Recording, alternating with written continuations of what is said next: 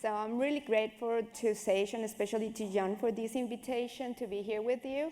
And after the last presentation, Joko and Avery, completely in panic, both because that was great, and second, because I am not a scientist. I have no scientific background, so I'm sorry you're going to have to hear from a lawyer. And well, I do human rights, and I come from a country in Latin America called Colombia. We're in South America, and we have lots of problems. Since I'm not talking from the science realm, I am going to ask you to be indulgent with me. I'm going to use examples from my day-to-day work, I know exactly what open means, and I know the three pillars, would you say? But I will use my presentation today just to bring forward some of the lessons I want to pass on to you or to try to define to you. Just be indulgent, no science, no good examples on open, but let's see how it goes. I moved from copyright and open access to human rights in general. And this is where I would like to try to connect with some of the discussions that this community has been doing into the CHAOS blog post. First of all, I'd like to think on the tensions between inequities and science for common good. In this first part, I would like to start with the case of Diego Gomez. Diego has been one of the most important cases I've worked in the last 15 years. In 2011, while Diego was a biology student, found on Facebook a 2006 thesis that was done at the National University, the most important public university in Colombia, and he just thought that was too good to be shared with his companions, with his fellow companions, so he just uploaded it onto the internet. In 2013, he was under investigation for a criminal copyright infringement. It could bring him up to 8 years of prison. In 2014, while we were attending one of his procedures, it clicked to me how this was not just a copyright case. He was telling me that back at his university, home university, Universidad del Quindío, in a very small place in Colombia, there were, in his biology part of the library, there were only 2 shelves on biology. And from those 2 shelves, probably 2 books on what he liked, herpetology. He said, yeah, the university has some subscriptions to databases, but not really on what we like. So he said, and I will quote, "Our passion for Colombian biodiversity will drive most of us to take advantage of any trip to search the internet, to dive for information that we'll share and devour." He said, I will add that he was also proud that despite all the problems, this group of researchers was still alive. He was telling me information was our key problem. And finally, in 2018, after 4 years of trial, 2 judges had decided that he was non-guilty. So in that moment, now he lives in Costa Rica and he works for wildlife. He said to me, copyright takes the position of market logics that puts away the main purpose of science research, which is to produce and multiply knowledge for human development. Diego's case ended up well. We succeed. During more than 4 years, Charisma and myself kept on saying that if open access would have been the default, this case would have never existed. And we were covered and held by many others, like Spark, who is around here. However, we do need to look more closely. Behind this case, we have yet another example of elements of social inequity. And this is something that connects with one of the posts I read, and Cindy said it perfectly. Inequity is behind science, and that's not new. Inequity is behind open science, that is also not news. But we need to work and go beyond having the scientific literature open, We must insist that the whole cycle of science and the bigger purpose of access for others is for people to produce and use knowledge and to foster development. So, keeping on the idea of making questions, how can open science incorporate the situated, localized, not just translation, that needs in the local environment nuances? It is not just how many articles are up there in the open. It is also to stress that in our communities, we need real capacity for people to reach the bigger purpose of science. Despite the fact that we are in a moment in human history that all knowledge can be reached, the idea of the big library of Alexandria is not yet there. It's not yet there.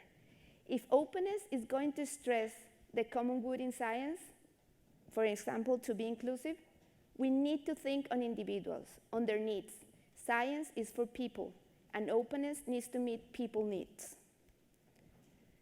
Next tension I would like to stress is openness and privacy.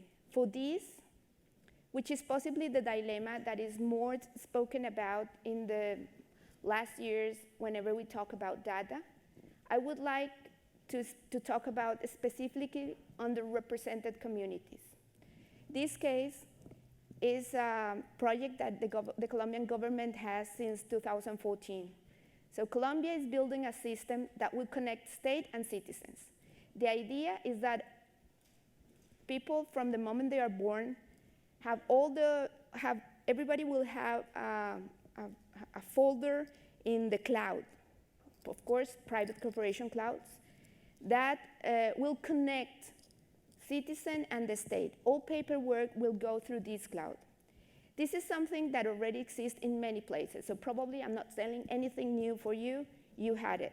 I know that it exists in Canada. I know it is in most of the European countries. Of course, it exists in the US. It goes beyond having just the documents, but connect you directly with the state. Still, for us, it's new. It goes, in the case of Colombia, for the health system, it goes beyond the medical registry to have a centralized storage that is accessible to all stakeholders in the health system. It is to connect everyone. How it is done and what the risks are is something that is discussed everywhere. But among those discussions, a comparative analysis that we did in Charisma reflect that whenever there is this kind of centralization of data, there are two data sets that are often left aside: taxes and health. Those are looked more closely. However, in Colombia, the government decided that priority will be taken with the health system, and that the health registry, or the medical registry, you call it, will be a priority. There is a lot of, so when we looked into this as activists in human rights, many alerts raised. Privacy, of course, but also the fact that probably education and health are the two systems that face the most challenge regarding resources.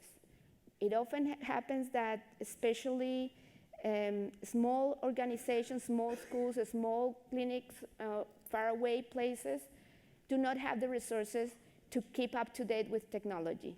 So if we think on all of these, we get worried and we start looking into it, and we've been following it. Part of our job occurred when last year, 1 or 2 years ago, the government decided what I told you, that health registry will be priority.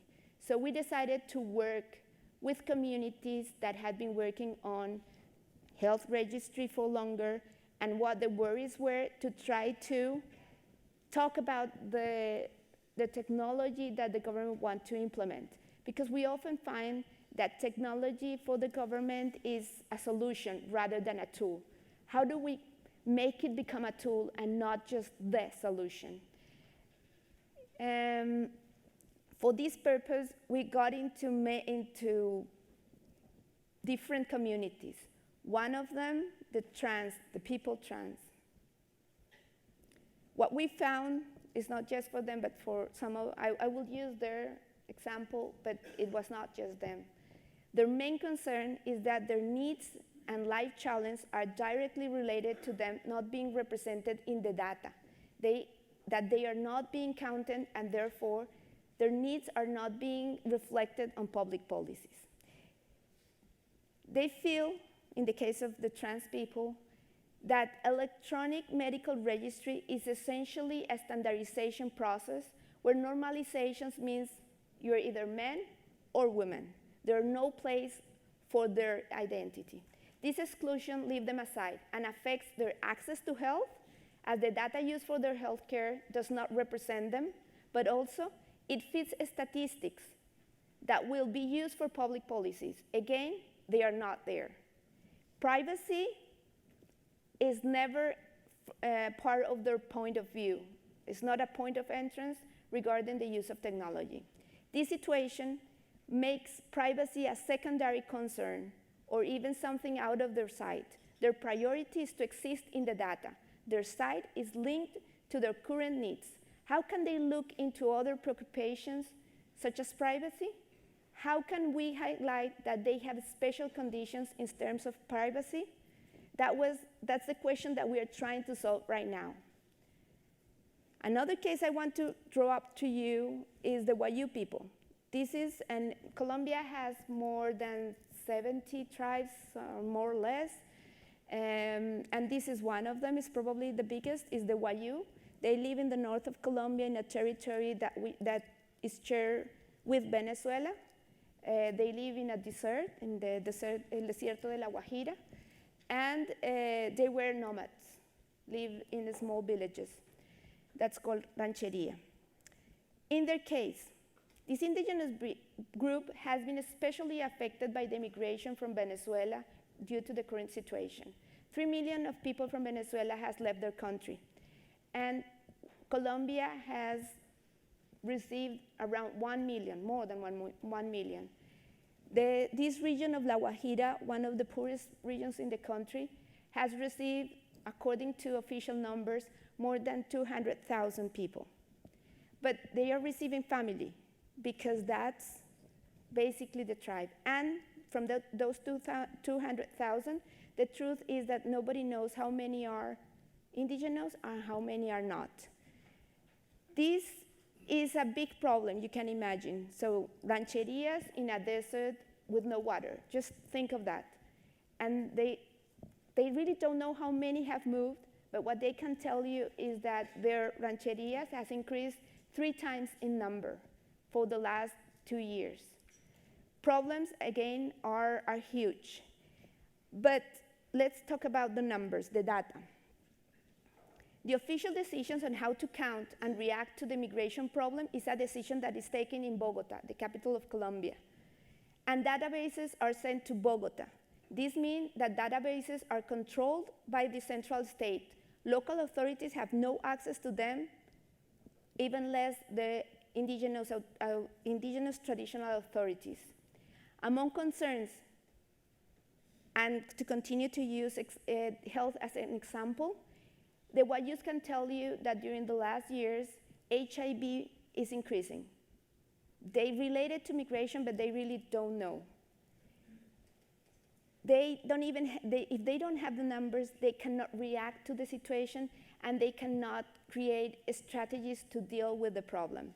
What they are claiming right now is they want to be counted, they want to know how many they are, what are the problems they are, where do they live. But the truth is, they don't even cross the border through the border controls. They do it through the desert. They don't go through the cities. They go straight to the other rancherias. This means the government is not counting them. Again, this is another case of vulnerable population where concerns such as privacy are not at their side. That's not their pressing need. I did something wrong. Okay. Again, I could connect this again in dialogue with the cows discussions that you've had and look at what Nancy Cass said. I can only agree with her. Privacy considerations alone are narrow. We need to look further into community concerns and anticipate them with a special care. But still, the concerns from an open point of view should be, how can openness empower communities to build, access, and use knowledge and data for their own development? Indigenous are giving the data, the data is taken, they don't have control, they want the data, they will even share it with the government, they have their worries, but they don't even know how to deal with the problem. I would like to close with some conclusions. Underrepresented communities in developing countries struggle with more barriers in their context. Government lack resources, economic and human, to understand what's happening, and tend to use technology as a solution on itself, but end up in a one-size-fits-all, paternalistic and often private approach. Communities, on the other hand, despite their many needs and voids, are not waiting. They are doing what they can and demanding to appear in data. Remember, they often lack even more resources at different levels and have less power to control final decisions of these kinds. I would only like to show you again a map. This morning's map on Polynesia was great, but I would like also to show you, just to think on the kind of things that stress us as activists when we think on data and sharing data. Colonialism. This is the map of current infrastructure, cable infrastructure, vis-a-vis the map of the 18th century trade boat routes. Here, the issues of data, extractivism, and new forms of colonialism raise. We need to think on ways to deal with it because they are key in today's hot topics. Even climate change, all of that will go through power forces. And even if all of these are predictable risks, they are not urgent risks for these communities. It is us probably that are keeping it in the loop and raising the issue that we need to raise capacity among them. Why? Because there are two things that, at least from our point of view, we need to do when we're dealing with data and these vulnerable population in the Global South. First of all, we need to understand the landscape. Open science needs to draw upon context and build a culture of care with core on the needs and requirements of specific communities to address their inequities. Concepts like hacking with care or situated approach that are around there, and I'm taking from other communities as different as hackers and the World Bank, can help to build upon this point. And the second, we need to think of open further away from just opening knowledge, data or other contents. We need to build up capacity to care with the communities and for the communities. They need to be able to use the data themselves, and this is a matter of capacity building on resources for all the cycle that need to be impacted by the open science logics. I love the way I think Peter said that you need to visit data. If you're going to visit the data should remain in the point of source, and that means a huge challenge if we're thinking on underrepresented community. And I would also say that this includes the capacity we need to build in this community the capacity to advocate and provoke change at government level, because it is not enough with voluntary solutions. Oftentimes, they are not the ones that are going to take the decisions. Decisions will be taken for them. So finally, I'm again taking upon the chaos discussions to say that I will highlight the community governance. Governance is a key aspect. Communities must participate in the decision-making process in equal conditions with other stakeholders like government and companies, and decide what is the purpose of technology as a tool, what are the main concerns they care the most, and develop preventive approach or solutions. I would have loved to include here some of the examples I'm working right now on, which is memory and war. Colombia lived for more than 50 years on a civil war that has no end. Today, there's a huge manifestation, no, how do you say that?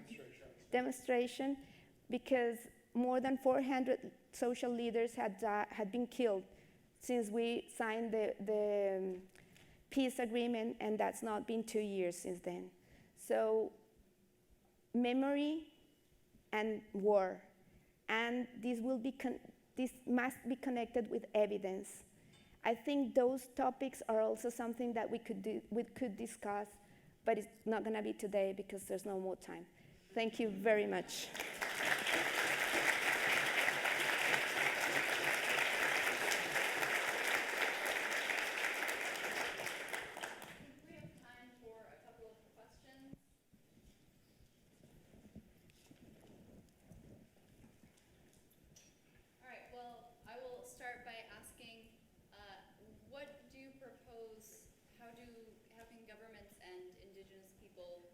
collaborate to come to meaningful conclusions of that data? Meaning the bottom and the top, how can we bridge that gap? This was something that appeared precisely from some of the leaders of the YU. We're helping a university project in La Guajira to increase the Wayunaiki language in the Wikipedia, because they found out that there are already 500 articles written in Wayunaiki by basically 2 or 3 indigenous from Venezuela, and all what's said there is not showing the Colombian part, and all what's said about Wayu in the Spanish Wikipedia is not according, it's been written not by Wayus. So they are doing it, and when we were talking about that, some of the leaders start talking about the data and the migration problems, and they ask us how to do that, whether we could help. What they want, and this is something they ask us, is they want to build their own database. They want to build it and come to the government and say, you are misrepresenting us in your data. This is the real data, and we want to build, we want to generate standards so that we can dialogue with the data. But then and we start talking about what we were just saying.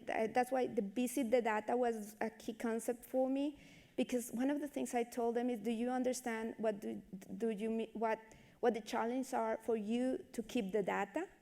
And we start talking about that. But this is really something we've been doing for this year. So it's not been 6 months. So it's completely under construction. That's what they want. And of course, on the other side is what the government already has.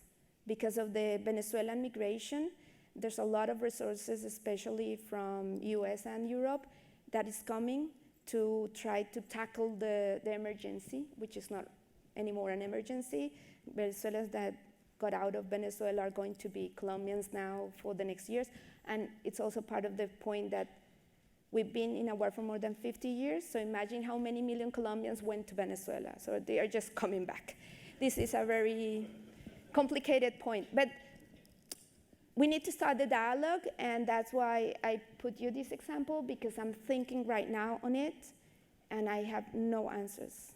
It's just there, boiling.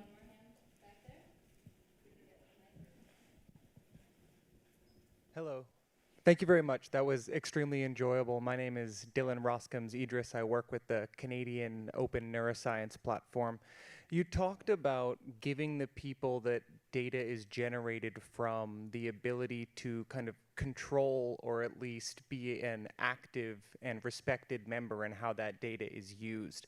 And I'm wondering if you have any idea about what legal or technical mechanisms would be the best way to go about that. Would it be through some form of intellectual property or some kind of fiduciary relationship, or by controlling the technological access or something along those lines? I realize this is very early on in your work, so maybe, what the best solution is not clear, or if it's some combination thereof, but this hits on some of my work, so I'd love to hear what you have to say. From the communities we work on, the health part, the citizen folder part, it was the trans, which I thought I'd bring here, because it's this morning, like one of the ladies said, the measure of the shoulder issue, and it was very interesting hearing the trans community telling their problems. But we also work with the LGBT. And one of the LGBT group that is called Somos Diversos in Bogota, they've been precisely working during the last years on building the database of health for this community in the city, because they feel they are not represented in the number again. So there's a lot of problems with the public policies of the city on health issues. They already have the data. They, how do you say that? They leverage it? They take it from wherever it is, and they take care of it, and they use it to, with the dialogue with the city, to improve the health system service. They are already doing it, and they are not doing it the best way. When they tell us, we're like, oh my God, if that computer is stolen, just to tell you about security, you know, that's what I mean when I'm saying communities are not waiting. They are doing it, and they are doing it with the state. And when we were talking to them about the electronic health registry, they were saying, that's what we want, and we want to use our data to tell them what to do, but they are never thinking on those risks. So yes, it's very early in what we are discussing right now, but what I'm telling you is what's there. The communities are doing it, the indigenous people want to do it. How do we do it? I'm an activist, so we do things. I would love to understand what you've been thinking and try to find out how to do it, because we're there. Things are just happening. Thank you. Hi, my name's Pat Ari, and I'm from the University of Washington, and I have been doing research in underserved communities for the past 30 years. I run a research center through NIMH where we are using computer engineering technologies to redesign interventions for mental health reasons. And so I've been really sensitive to vulnerable populations for a very long time in my career. I think the thing I'm kind of struggling with, and I don't know that anybody has a good answer, is that, as scientists, I don't know that we think nearly enough about politics as much as we should. And the climate here in the United States, it's about to happen in the UK, in Brazil. Puerto Rico is another example of that there is a tremendous problem with leadership and their lack of sensitivity to vulnerable populations like transgender people, LGBT populations, immigrants, and so forth. And the way what's happening now is that this doesn't look like it's going to get better. It just looks like it's going to get worse. So the whole thing that I struggle with are two things. One is the earlier talks around recruiting vulnerable populations into a research study that collects genetic information, identifiable information. I think we're going to have a very, very, very hard time getting representative samples into these studies, largely because of the mistrust that these communities have in the government who sponsors the study. And even though NIH is a separate, somewhat separate from the government, has different policies, the general population doesn't see it that way. And we've had recently completed a survey of representative populations about their trust in sharing even digital information, with scientists, and that there's a considerable lack of trust in industry, in particularly pharmaceutical industries. Health systems, too, were seen as very people did not want to share their data with health systems, anything that would be overly identifiable. The only people they did trust, interestingly, and was interesting about the comment earlier today, is universities. But even then, it was only 60% of the sample that we interviewed. And then there's the issue of whether or not these people are going to be willing to provide this information or even come to a healthcare system. We had a discussion last week at our All Centers meeting at NIMH about the fact that it's going to be very, very hard to recruit Latinos into our research. If you've listened to any of the news stories recently, this is a population who can't even get out of their house. There have been stories of people driving to work, being very frightened about being pulled over in their cars, and then staying home because they're afraid that ICE is going to come in and extricate them.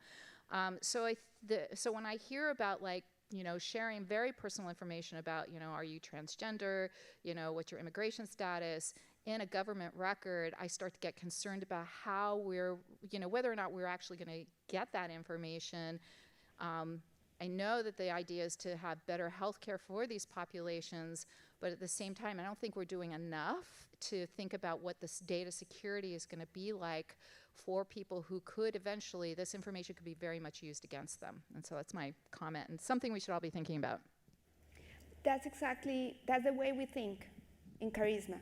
But when we went out there and talked to them in Colombia, they don't care. But of course, again, that's why I think we need to talk not just of translation or localization, but situated context. Colombia is a very, very different place. We've been killing each other for more than 50 years. The truth is that we are very resilient, and any journalist in Colombia will tell you, I know they can kill me in the corner.